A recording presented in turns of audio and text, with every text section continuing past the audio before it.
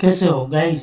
आज हम ऐसी घटिया कांग्रेस सरकार की बजाने वाले हैं। जब चुनाव पास आ रहा है तब जनता की याद आती है, और जब चुनाव जीत जाती है तब तुम कौन और हम कौन। और 60 साल तक देश को लूटा, उसमें संतोष नहीं है शायद। मुझे लगता है कि इस पार्टी के पास पैसा खत्म हो गया है, इसीलिए उछल रही है।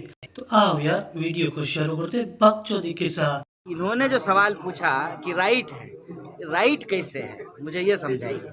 कैसे आप कांग्रेस को राइट विचारधारा की पहले ये चुतिया कांग्रेस की माँ चोदने पे तुला हुआ था। मैं तो कांग्रेस पार्टी का कार्यकर्ता हूँ और इस चुतिया को ही कांग्रेस पार्टी वालों ने खरीद लिया। पहले तो मादरचोद बुराई करता था कांग्रेस की, मादरचोद वाह कर रहा है। और अलग अलग जगह पे देश के अलग अलग हिस्सों में, दुनिया के अलग अलग हिस्सों में लोग गांधी जी को याद कर रहे हैं। लौड़ा मेरा, मैं तो घंटा भी गांधी को याद नहीं करता।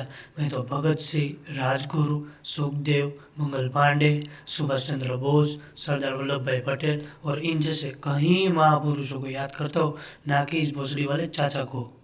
अब आप मुझे बताइए कि गांधी जी होते तो क्या कर रहे होते।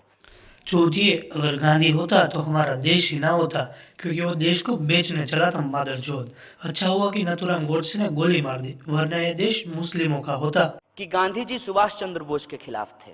जनरल नौजवानों के बीच में जाएंगे तो ये बताया जाएगा कि गांधी जी भगत सिंह के खिलाफ थे।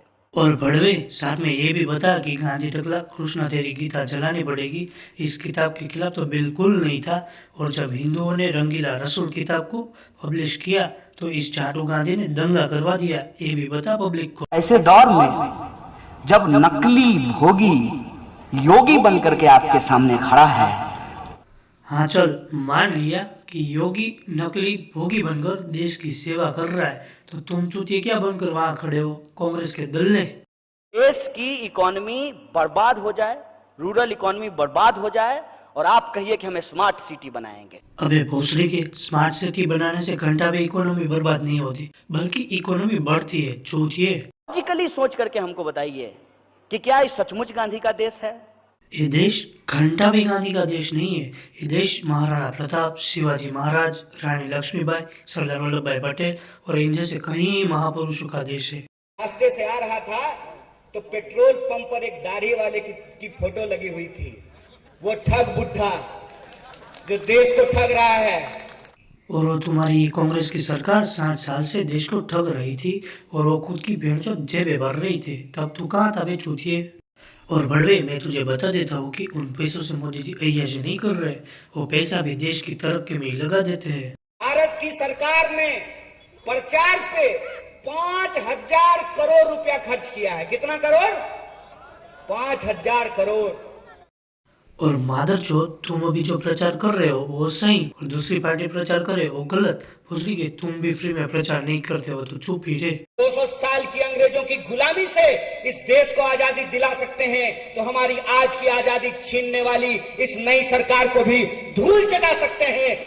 200 साल की गुलामी से भोसड़ी के तुमने आजादी नहीं दिलवाई थी बे, और तुम धूल चटाने की बात कर रहे हो ना। थोड़ा सब्र करो, तुम चोटियों को ये भी मौका नहीं देगी ये नई सरकार।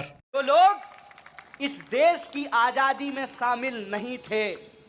मैं तो क्या सोचिए 1947 के बाद जन्मे हुए सारे लोग आजादी में शामिल नहीं थे। जिन लोगों ने इस देश को आजादी नहीं दिलाई, और हाँ, हम सब ने आजादी तो दिलवाई ही नहीं है, तो क्या हम सबको देश से प्यार ही नहीं है ना। उनको इस देश की आजादी से प्यार भी नहीं है। चौथी है बकचोदी करना बंद कर और घर जाके गांड मरवा। बोल तो ऐसे रिया है, इसने और गांधी टकलों ने मिलकर ही देश को आजादी दिलवाई है, बाकी सब तो ऐसे ही मर गए है ना। हट मादरचोद। केंद्र की सरकार ने 5,000 करोड़ हाँ तो क्या बेचाटू एडवर्टाइजमेंट पे खर्च किया है। और रणवे, तुम्हारी कांग्रेस सरकार ने 2014 के पहले 13,753 करोड़ एडवर्टाइजमेंट पे खर्च किया था, तब भोसड़ी के तू कहाँ था। गाइस, बकचोदी के साथ वीडियो को खत्म करते हैं, और वीडियो को लाइक करना, शेयर करना और सब्सक्राइब वाले बटन के साथ आप कबड्डी खेलो या फुटबॉल, मुझे नहीं पता, बस क्लिक हो जाना चाहिए। बाय।